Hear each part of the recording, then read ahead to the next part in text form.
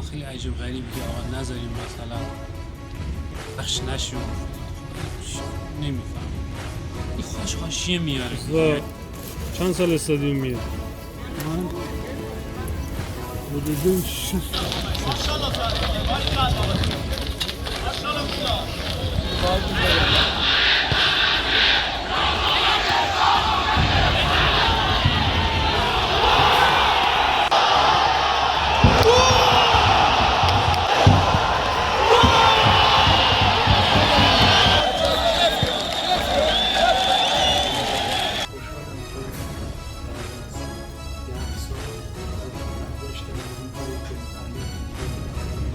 واقعا با ما رو بیم تا باورد.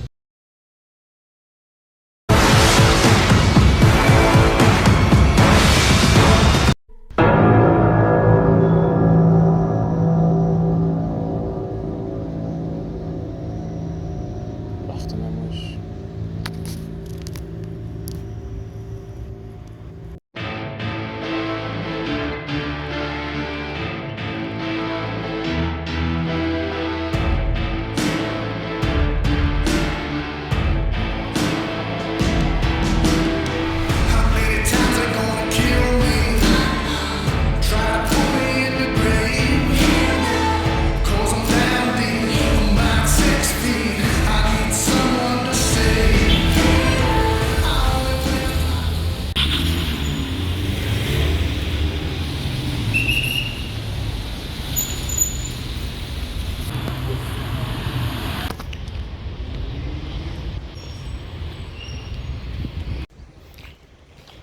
بریم ببینیم این بازی چی میشه.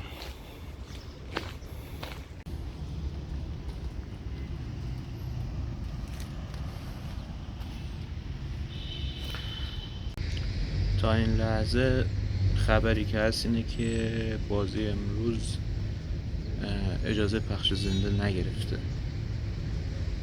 حالا به چه دلیلی مشخص نیست. هر بازی یه تصمیم جای دیگه میخوان تماشاگر رانندگان میخوان پخش کنن و همه باید به سازشون برقصن.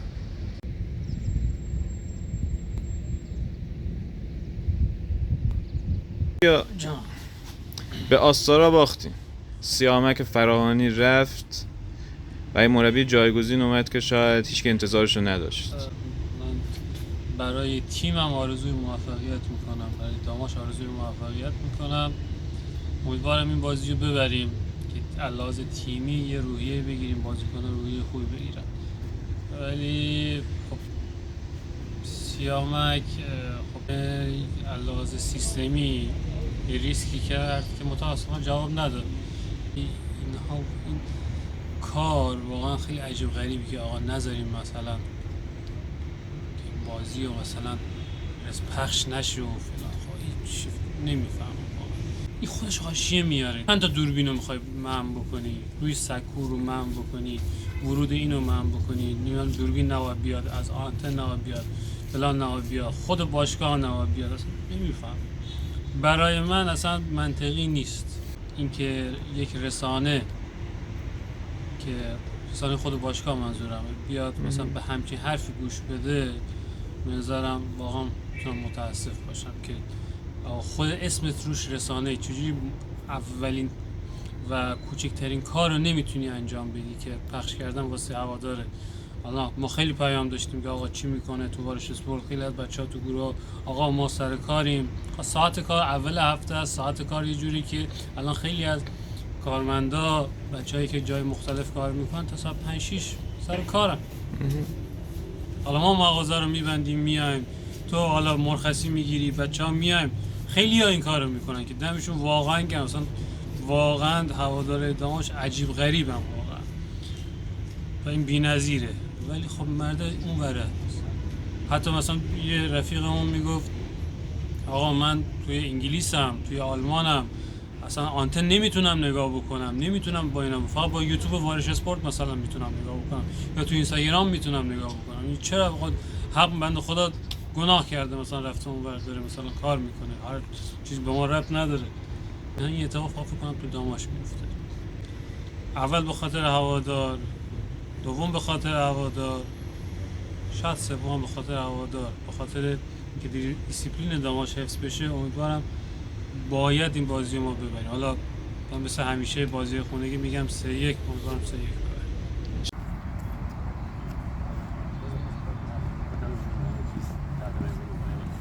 منو تو فون به خدا من 2 تا عکس گرفت.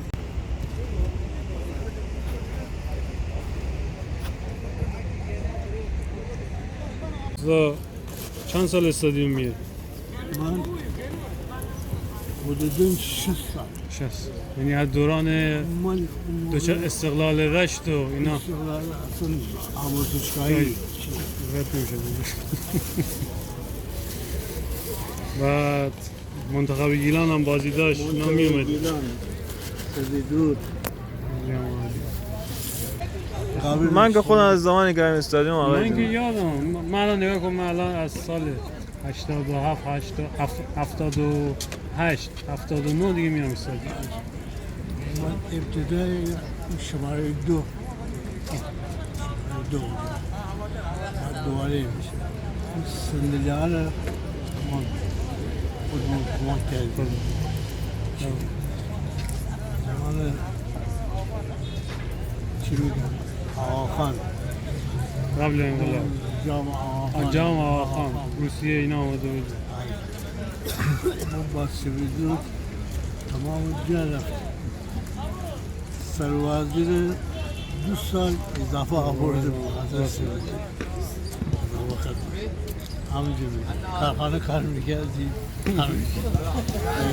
زحمت کشید. طرفدار باید دهنش ورس باشه. این دعوا اینجوری دعوا چی بازی کنیم که متشکرم. اصلا فوش و اینجور چیزا بده میاد. یه نفر توهین میکنه. درستش هم. تماشاچی باید صبور باشه. باشه.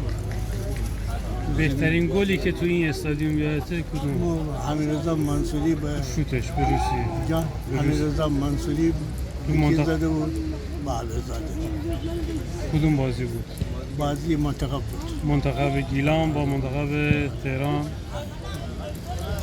موفق باشید. دمتون. امروز بازی چند به بازی امروز 2-1 تو یک دماش 200 دقیقه بازی میشه 500 دقیقه بازی میشه 10 2-1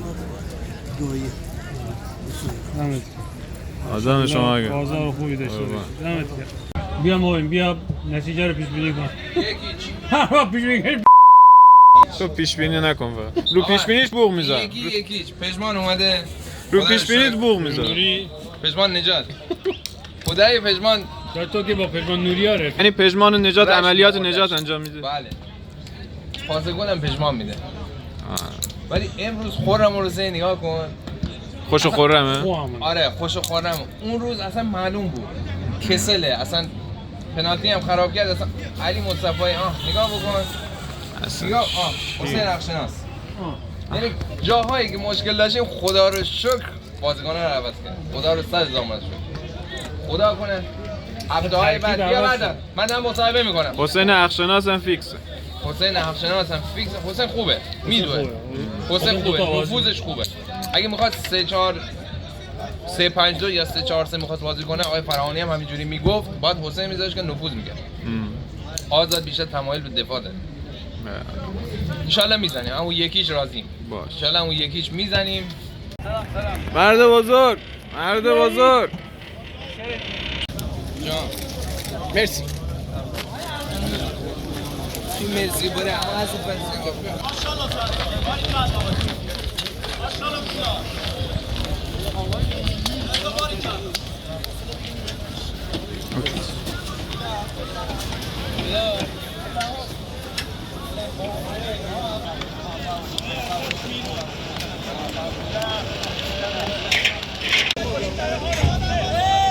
اول مهمان رو بگیریم اول همه مهمان رو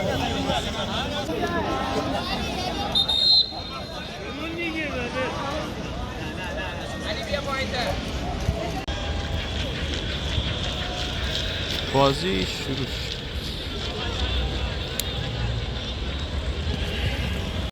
امیدوار باشیم این بازی تیم از شرایط این شکلی و تخیلی داره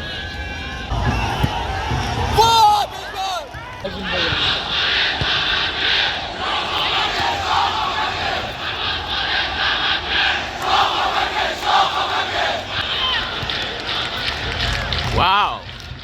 I mean, wow.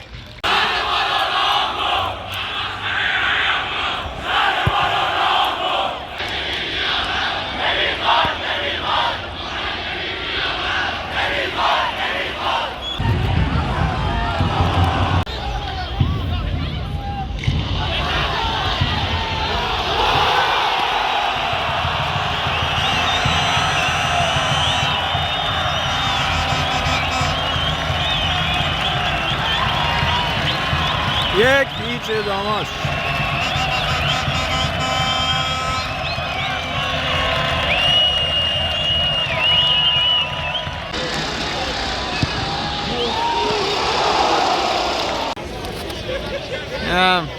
وضعیت ناب سامان گزارشگر وارش زومتر کنیم.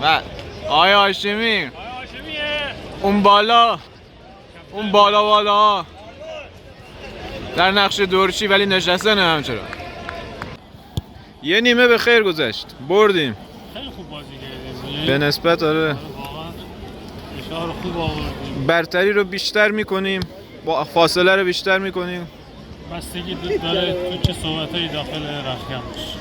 مثلا اسماعیل بازی خوب بود دیگه. فعلا نیمه اول انگار یه ذره شوک وارد شده ولی هنوز توی ضربات آخر دقت ندارم بازی. چند تا موقع خلفی پشت محوطه داخل محوطه معلوم نیست کجا زدن. امیدوارم آدم بهتر بشه و قبل از همه اینا آدم خدا کنه وضعیت مالکیت مشخص بشه. واقعا اذیت میکنه این ضربه میزنه به تیم. دقیقاً شیرازی تیم میپاشه. بازی خوب بود. تیم فکر میکنم یه شوکی بهشون خوب وارد شده خیلی تغییر کرده. حالا باید بمونیم یه چند بازی بگذره ببینیم که ولی از همه مهمتر وضعیت مالکیتی تیم. الان معلوم نیست مالک تیم کیه، با کدوم مربی قرارداد داریم. امیدوارم زودتر این مشکل حل بشه. این بازی میبریم ما این وضعیت 100%. خوب موفق باشیم. حالا همه چی که از سرمنشأش رو بخوایم حساب کنیم برمیگرده به همون مشکلات مدیریتی که از زمانی که من یادم هوادار این تیم بوده بهتر که نشده هیچ بدتر هم شده. حالا تو نظرسنجی ها مثلا هفته پیش میذاشتن ضعف بازیکن‌ها کادر فنی مدیریتی ولی خب از نظر من مهمترینش هم مدیریتی بوده که به تبع اون ضعف‌های دیگه هم ناخودآگاه اصلا پیدا میشه وقتی مدیریت تیم انقدر ضعیف باشه. داماش از نظر من اسم داماش اسم بزرگیه، واقعا جایگاهش تو این لیگ نیست و هر چقدر هم شرایطمون بد باشه اسممون کافیه واسه اینکه بتونیم رو به جلو قدم برداریم. حالا با امید خدا دیگه ما این همه سال منتظریم، هنوزم منتظریم که این شرایط درست شه و ما دوباره به قول معروف بال بگیریم. عکاس محبوب سکوی تیفوسیا ولش متعلق به شما. من متعلق به همه تو. جاری میمیرم. بچه‌ها درخواست حرفای بوغدار دارن. آقای معین عزیزاده. عزیز معین زاده.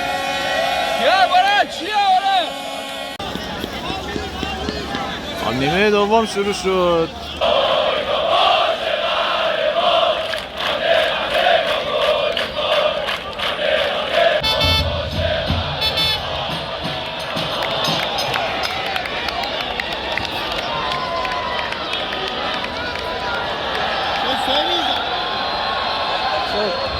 در همینه که داشتیم تشویقا رو میگرفتیم تیم خلیج فارس گل مساوی زد.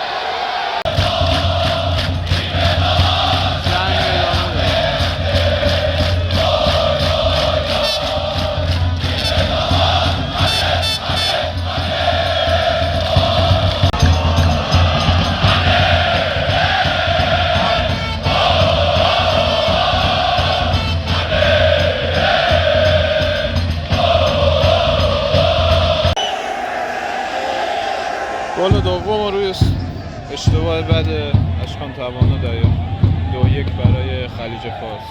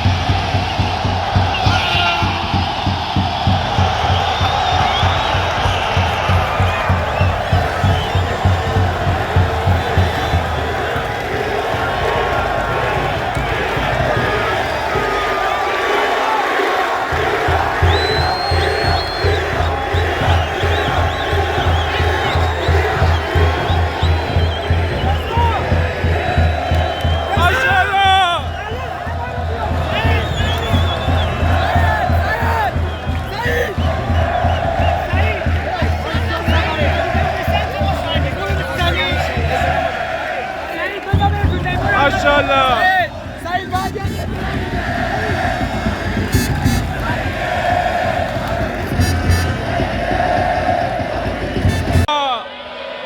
ماشاءالله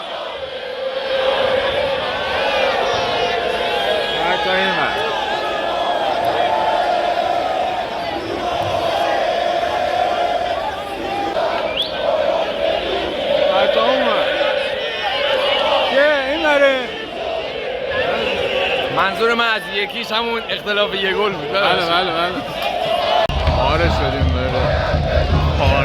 از استرس.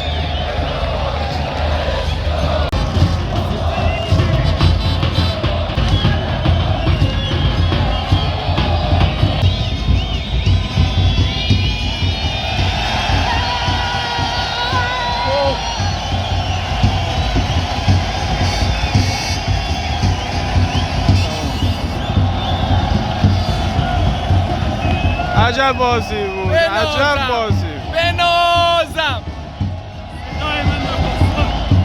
عجب بازی بود.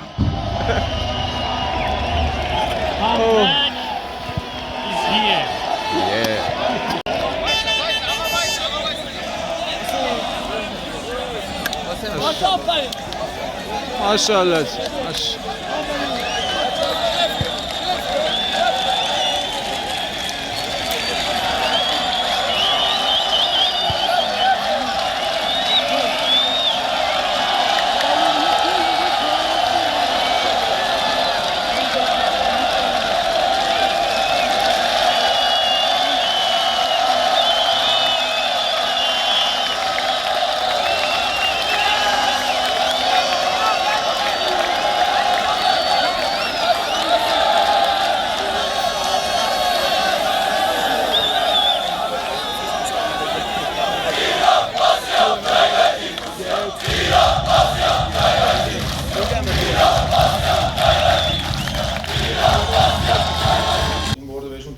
انشالله که در ادامه راهشون موفق بشن. تیم رشت پتانسیل خوبی داره، سالها توی لیگ برتر بوده کار کرده. امیدوارم که به اون آرزویی که دارن انشالله توی لیگ برتر میشه برسن. والا خوشحالم از اینکه بعد از رخوه 10 ساله که کنار داماش نبودم، تقریبا از اول سال 93 مجدد به جایی برگشتم که تو دوران بازیگریم خاطرات تلخ و شیرین زیادی رو با اون تیم داشتم. خوشحالم که بعد از 10 سال دوباره برگشتم به اون جایی که متعلق به اونجا بودم. امیدوارم که توی زمانی که در خدمت باشگاه داماش هستیم با افتخار بتونیم منشأ خیر باشیم و بتونیم هوادارامون رو با نتایج قابل قبول و دفاع خوشحال بکنیم.